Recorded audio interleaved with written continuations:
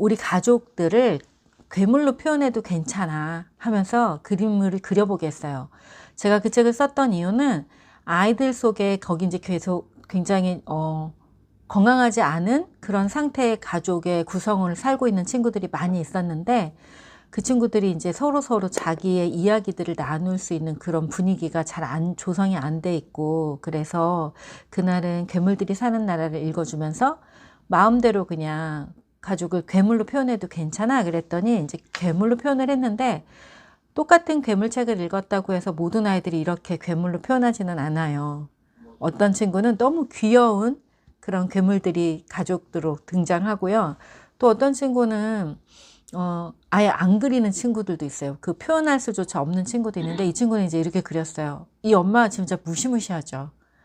이 엄마 진짜 사람이야? 막 이렇게 느껴질 수 있어요. 근데 이 엄마는 되게 순둥순둥한 아주 어린 엄마였어요. 그러니까 아이의 그림을 보고 그 엄마를 판단하거나 하면은 뭐 결코 옳지 않다는 거죠. 지난 시간에 제가 얘기 드린 것 중에 사람은 누구나 힘들 수 있고 어려운 일이 때때로 일어날 수 있어요. 그래서 지금 우울하구나, 지금 이 엄마가 너무 힘들구나, 이렇게 받아들이면 되죠. 반면에 아빠는 유령이에요, 유령. 아무것도 하지 않아요. 집에서 문제가 많이 터져도 이 집에 애들이 3명 있었고 엄마는 아주 어린 나이에 결혼한 엄마여서 혼자 그걸 다 케어하느라고 너무 힘든 그런 상황이고, 얘가 첫째 아이니까 얘 맨날 두들겨 맞는 거예요. 동생 울린다고 맞고, 얘가 굉장히 호기심 천국인 남자애거든요. 그리고 엄청나게 창조적이고 창의력이 엄청 많은 아이였고, 그리고 그림을 되게 잘 그리는 아이였어요. 나중에 알고 봤더니. 근데 얘가 초기에 갔을 때는 계속 이런 그림, 또 전쟁 그림 이런 것만 그렸었어요. 근데 이제 초등학교 선생님들이랑 수업을 하다가 제가 이 그림을 보여드리면 우리 반에도 이런 애 있어요, 이렇게 얘기를 하세요. 그러면서 애들이 이렇게 그림을 그릴 때 그러면 가만히 둬야 되나요? 가르쳐줘야 되는 거 아니에요? 엄마를 이렇게 그리는 거 아니야, 이렇게 알려줘야 되는 거 아니에요? 이러는데 제가 드리고 싶은 이야기는 딱 이거 하나예요. 얘는 이제 그 다음에도 가족 물고기를 그리는데 이렇게 그렸어요. 딱 봐도 알겠죠, 얘가 뭘 그렸는지. 그대로 그렸잖아요. 그러니까 이 아이의 정서로 경험된 엄마와 아빠는, 아이는 정서적으로 엄마와 아빠를 이렇게 경험하고 있는 거예요. 아빠는 유령처럼 우리에게 어떤 도움도 주지 못하고 있고, 엄마는 호시탐탐, 이 눈알이거든요, 이게 다.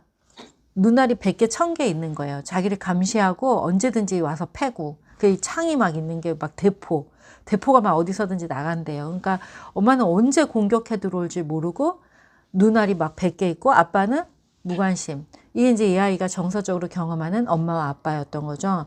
근데 이렇게 아이가 진실을 몇 차례에 걸쳐서 어떠한 제가 이거를 뭐 잘 그렸다 못 그렸다라는 어떤 평가도 없이 그냥, 아, 그렇구나, 그냥. 그리고 심각함을 갖고 보면 안 돼요, 아이들의 그림에 대해서. 너 이렇게 살고 있어? 막 이러면 안 돼요. 그냥 이게 뭐야? 그냥 호기심을 갖고 물어보면 돼요. 지금 뭘 그린 거야? 그냥 이렇게. 그러면 애들은 그냥 그렸어요, 이렇게 할 수도 있어요. 근데 이제 선생님이 느끼시면 되죠. 그 아이의 삶에 대한, 환경에 대한 이해와 평상시의 말과 그리고 그림과 이런 걸 다 조합해서 느끼시면 되지, 그걸 갖고 막 어우 쟤 진짜 큰일 났다, 쟤 불쌍해서 어떡하니, 이럴 필요가 없어요. 그러니까 겉으로 볼 때는 정상적인 가정에 살고 있어도 아이들의 정서상으로 이렇게 느낄 수가 있거든요. 그러니까 근데 이렇게 몇 번의 자기의 진실을, 아무에게도 표현하지 않았던 진실을 표현하다 보면 아이들은 그 진실 안에서 마음이 편안해짐을 느껴요. 그리고 선생님한테는 이런 걸 표현해도 괜찮네, 이런 그림을 그려도 괜찮네, 이렇게. 그리고 그림이라는 매체는 그 그림을 그림과 동시에 뭔가 감정적인 해소의 경험을 주거든요.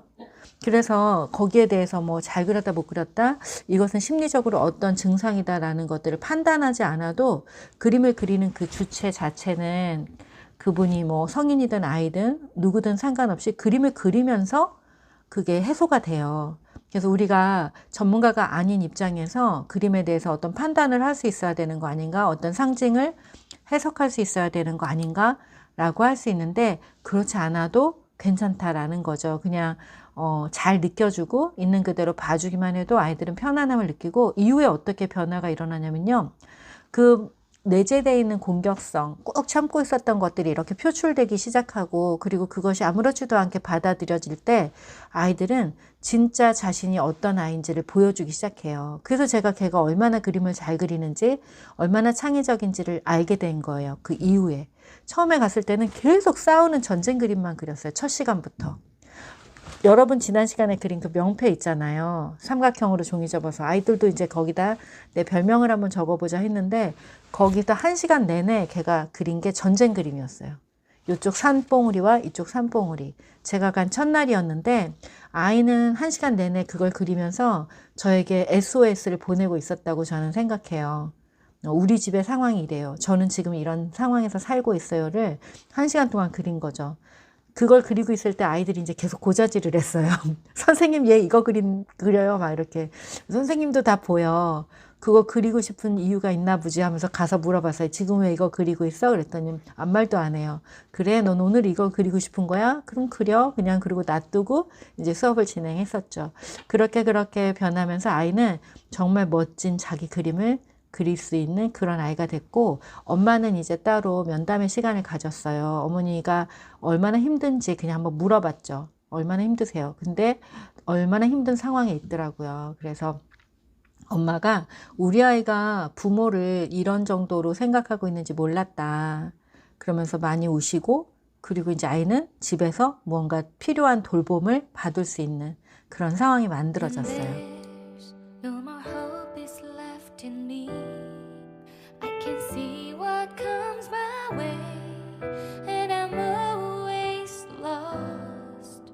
There's nowhere else to go. All I do is fall. Feels like I can make it more than I could bear. Giving up is all that I can surrender to you. Take me in your arms and hold me with your love.